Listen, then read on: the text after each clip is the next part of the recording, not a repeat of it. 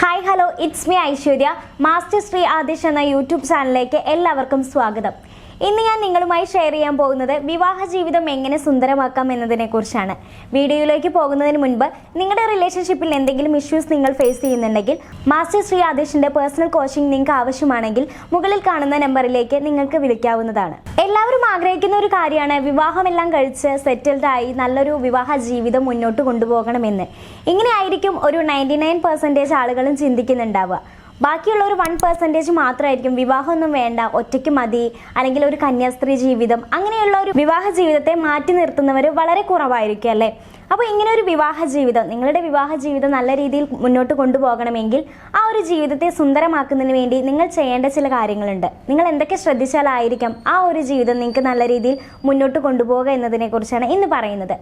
അതിൽ ഒന്നാമതായി നമ്മൾ ശ്രദ്ധിക്കേണ്ട അല്ലെങ്കിൽ ചെയ്യേണ്ട ഒരു കാര്യമാണ് രഹസ്യങ്ങൾ വേണ്ട എന്നുള്ളത്. പലപ്പോഴും എന്താണ്, ആ ഒരു ഹസ്ബൻഡ് ആയാലും ശരി, വൈഫായാലും ശരി, ചില രഹസ്യങ്ങളൊക്കെ തൻ്റെ ആ ഒരു പാർട്ട്ണറിൽ നിന്ന് നിങ്ങൾ മാറ്റി നിർത്തുന്നുണ്ടാവും, അല്ലെങ്കിൽ മറച്ചു വെക്കുന്നുണ്ടാകും. ഞാൻ ചെയ്തത് തെറ്റാണ്, അതുകൊണ്ട് തന്നെ ഈ ഒരു കാര്യം അദ്ദേഹം അറിഞ്ഞ അല്ലെങ്കിൽ അവൾ അറിഞ്ഞ ഒരുപാട് വിഷമിക്കും, അല്ലെങ്കിൽ അവർക്കിത് സഹിക്കാൻ കഴിയില്ല എന്നൊക്കെ വിചാരിച്ച് എന്താണ് നമ്മൾ ആ ഒരു കാര്യം അവരിൽ നിന്ന് പലപ്പോഴും മറച്ചു വെക്കാറുണ്ട്.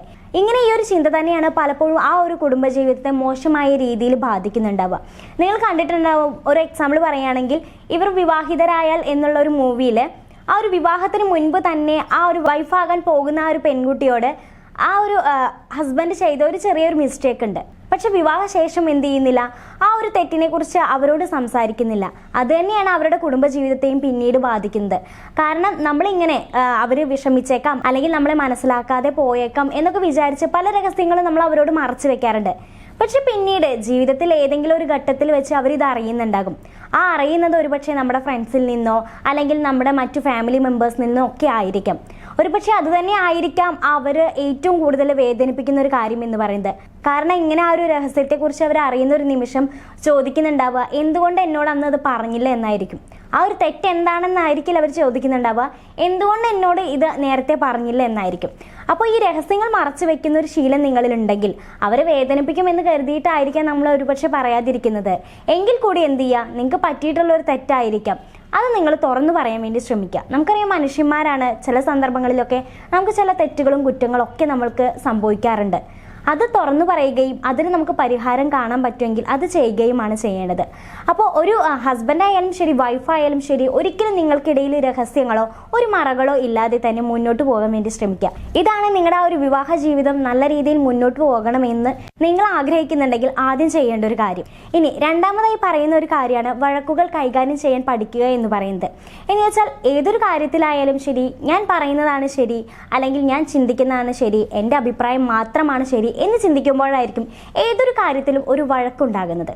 ഒരിക്കലും നമ്മൾ അങ്ങനെ ചെയ്യാതിരിക്കുക. നമ്മൾ കേട്ടിട്ടുണ്ടാവും ബെറ്റർ ഹാഫ് എന്നുള്ളത്. നമ്മുടെ നല്ലൊരു പകുതിയാണ് നമ്മുടെ ഒരു പാർട്ട്ണർ എന്ന് പറയുന്നത്. അതുകൊണ്ട് തന്നെ ഏതൊരു കാര്യത്തിലായാലും ശരി, പ്രത്യേകിച്ച് നിങ്ങളുടെ ഒരു ജീവിതത്തിലെ ഒരു കാര്യത്തിലായാലും ശരി, അതല്ല കുടുംബത്തെ സംബന്ധിക്കുന്ന ഏതൊരു കാര്യത്തിലും ഒരു തീരുമാനം ഒക്കെ എടുക്കുന്ന ഒരു സമയത്ത് നിങ്ങളുടെ ആ ഒരു പാർട്ട്ണറുടെ അഭിപ്രായം കൂടി നിങ്ങൾ പരിഗണിക്കാൻ വേണ്ടി ശ്രമിക്കുക.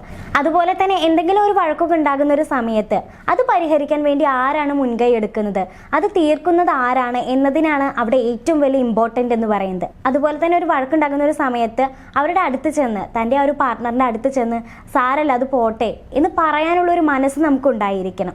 അപ്പോൾ എന്താണ്, ഇത്തരത്തിൽ ഒരു വിവാഹ ജീവിതത്തിൽ നമ്മൾ എപ്പോഴും കൂടെ കൂട്ടേണ്ട ഒരു കാര്യമാണ് സഹിക്കുക, അതുപോലെ തന്നെ ക്ഷമിക്കുക എന്ന് പറയുന്നത്. അവരുടെ ഭാഗത്തു നിന്നുണ്ടാകുന്ന ചില തെറ്റുകൾ തിരുത്തി മുന്നോട്ട് കൊണ്ടുപോകാനും അത് ക്ഷമിക്കാനുമുള്ള ഒരു മനസ്സ് നമുക്ക് എപ്പോഴും ഉണ്ടായിരിക്കണം.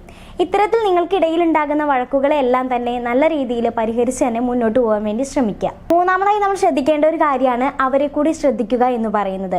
എന്ന് വെച്ചാൽ വിവാഹത്തിന് മുൻപ് നമുക്ക് എൻ്റെ ഇഷ്ടങ്ങൾ, എൻ്റെ താല്പര്യം, എനിക്കിഷ്ടപ്പെട്ട ഫുഡ്, എനിക്കിഷ്ടപ്പെട്ട സ്ഥലങ്ങൾ, എൻ്റെ അച്ഛൻ, എൻ്റെ അമ്മ, ഇങ്ങനെയെല്ലാം എന്തായിരിക്കും എൻ്റെ എന്നുള്ളതായിരിക്കും. കാരണം നമുക്കായിരിക്കും അവിടെ നമ്മൾ എപ്പോഴും ഒരു ഇമ്പോർട്ടൻറ്റ് നൽകുന്നത്. പക്ഷെ വിവാഹശേഷം അങ്ങനെ ചെയ്യാതിരിക്കുക. എന്ന് കരുതി വിവാഹശേഷം നിങ്ങളുടെ ഇഷ്ടങ്ങൾ മാറ്റിവെച്ച് അവർക്ക് വേണ്ടി ജീവിക്കണം എന്നല്ല പറയുന്നത്. പകരം എന്ത് ചെയ്യുക, അവരെ കൂടി പരിഗണിക്കാൻ വേണ്ടി നിങ്ങൾ ശ്രമിക്കുക. നിങ്ങളിപ്പോൾ ഒറ്റയ്ക്കല്ല, എൻ്റെ കൂട്ടിനൊരാൾ കൂടി ഉണ്ട്, അവരെ കൂടി ഞാൻ ശ്രദ്ധിക്കണം, അവരുടേതായ കാര്യങ്ങൾ കൂടി നമ്മൾ പരിഗണിക്കണം എന്ന് ചിന്തിക്കുക. ഇങ്ങനെ ചിലപ്പോഴെങ്കിലും അവരുടെ വലിയ ഇഷ്ടങ്ങൾക്ക് വേണ്ടി നമ്മുടെ ചെറിയ ഇഷ്ടങ്ങളൊക്കെ മാറ്റി വെക്കേണ്ടി വരും. എങ്കിൽ കൂടി എന്താണ്, അത് ചെയ്യാൻ നമുക്ക് സാധിക്കുമെങ്കിൽ അത് ചെയ്യുക. അവരെ കൂടി ശ്രദ്ധിക്കാനും അവരെ കൂടി പരിഗണിക്കാനും വേണ്ടി നമ്മൾ ശ്രമിക്കുക. ഇതാണ് നമ്മൾ മൂന്നാമതായി ചെയ്യേണ്ട ഒരു കാര്യം എന്ന് പറയുന്നത്. ഇനി നാലാമതായി പറയുന്നതാണ് നമ്മുടെ കണ്ണിൽ നമ്മുടെ ആ ഒരു പാർട്ട്ണറായിരിക്കണം ഏറ്റവും വലിയ സുന്ദരൻ സുന്ദരി എന്ന് പറയുന്നത്. നമുക്ക് മുന്നിൽ ഒരുപാട് പേരുണ്ടായിരിക്കും, ഒരുപാട് കാണാൻ ഭംഗിയുള്ള എല്ലാ ഗുണങ്ങളും മൊത്തം ഒരുപാട് പേരെ നമ്മൾ കാണുന്നുണ്ടാവും. പക്ഷെ വിവാഹ ജീവിതം എന്ന് പറയുമ്പോൾ നമ്മുടെ കൺമുന്നിലെ ഏറ്റവും വലിയ സുന്ദരൻ അല്ലെങ്കിൽ സുന്ദരി എന്ന് പറയുന്നത് നമ്മുടെ ഒരു വൈഫ് അല്ലെങ്കിൽ നമ്മുടെ ഒരു ഹസ്ബൻഡ് ആയിരിക്കണം. കാരണം ഈ സൗന്ദര്യം എന്ന് പറയുന്നത് അത് പുറമേയുള്ള ഒരു സൗന്ദര്യം മാത്രമല്ല, നമുക്ക് അകത്തുണ്ട് ഒരു സൗന്ദര്യം. അതാണ് അവരുടെ ക്യാരക്ടർ എന്ന് പറയുന്നത്. ആ ഒരു ക്യാരക്ടറിനെ സ്നേഹിക്കാനും അവരിലുള്ള ആ ഒരു സൗന്ദര്യത്തെ ആസ്വദിക്കാനുമായിരിക്കണം നമ്മൾ ചെയ്യേണ്ടത്. അപ്പോൾ ഇത്തരത്തിൽ നിങ്ങളുടെ പാർട്ട്ണറായിരിക്കണം നിങ്ങൾക്ക് ഏറ്റവും വലിയ സുന്ദരൻ സുന്ദരി എന്ന് പറയുന്നത്. അഞ്ചാമതായി നമ്മൾ ശ്രദ്ധിക്കേണ്ട ഒരു കാര്യമാണ് നിങ്ങളുടെ ആ ഒരു പാർട്ട്ണർക്ക് പ്രയോറിറ്റി നൽകുക എന്ന് പറയുന്നത്.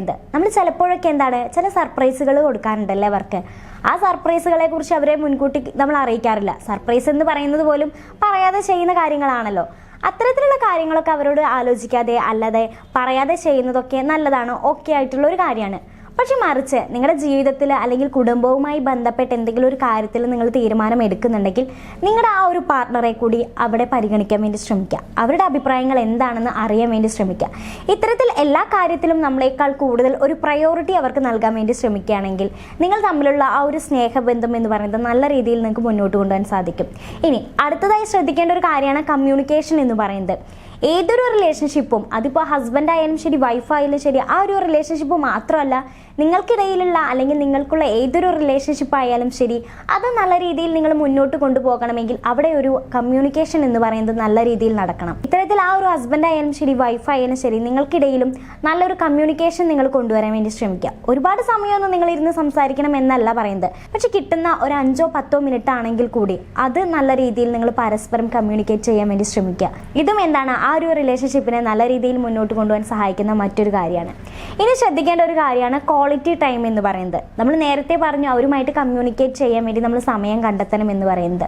അതുപോലെ തന്നെയാണ് അവരുമായിട്ട് ഒരു അല്പസമയം നിങ്ങൾ എന്ത് ചെയ്യുക, ചെലവഴിക്കാൻ വേണ്ടി ശ്രമിക്കുക. നേരത്തെ പറഞ്ഞ പോലെ ഒരുപാട് സമയമൊന്നും വേണ്ട, ഒരു ക്വാണ്ടിറ്റി ടൈമൊന്നും നമ്മൾ അവരുമായിട്ട് സ്പെൻഡ് ചെയ്യേണ്ട, ഒരു ക്വാളിറ്റി ടൈം മതി. അത് ഈ പറഞ്ഞ പോലെ 5-10 മിനിറ്റ് ആവാം, അത് മതി അവർക്കുണ്ടാവാം. ഇത്തരത്തിൽ നമ്മുടെ തിരക്കുകളെല്ലാം മാറ്റി വെച്ചിട്ട് ആ ഒരു വ്യക്തിക്ക് വേണ്ടി നിങ്ങൾക്ക് ഒരു സമയം നൽകാൻ കഴിയുന്നു എന്നുണ്ടെങ്കിൽ അത് തന്നെ ആയിരിക്കും അവർ ഏറ്റവും കൂടുതൽ ആഗ്രഹിക്കുന്ന ഒരു കാര്യം എന്ന് പറയുന്നത്. അപ്പോൾ ഇത്തരത്തിൽ അല്പനേരമെങ്കിലും അവരുമായിട്ട് ചെലവഴിക്കാൻ വേണ്ടി ശ്രമിക്കുക. ഇപ്പോൾ നിങ്ങളുടെ ഒരു വൈഫ് ചിലപ്പോൾ കിച്ചണിലാകാം അല്ലെങ്കിൽ എന്തെങ്കിലും തിരക്കിട്ട ഒരു ജോലി ചെയ്തുകൊണ്ടിരിക്കാവും. ആ ഒരു സമയത്ത് അവരുടെ അടുത്ത് പോയി ഒന്ന് ഇരിക്കുക, എന്തെങ്കിലും സഹായം വേണമെന്ന് ചോദിക്കുക. ഒരുപക്ഷെ ഒരു സഹായത്തിൻ്റെ ഒരു ആവശ്യമൊന്നും ഉണ്ടാവില്ല, എങ്കിൽ കൂടി അത് ചോദിക്കാനുള്ള ഒരു മനസ്സായിരിക്കണം നമ്മളവിടെ കാണിക്കേണ്ടത്.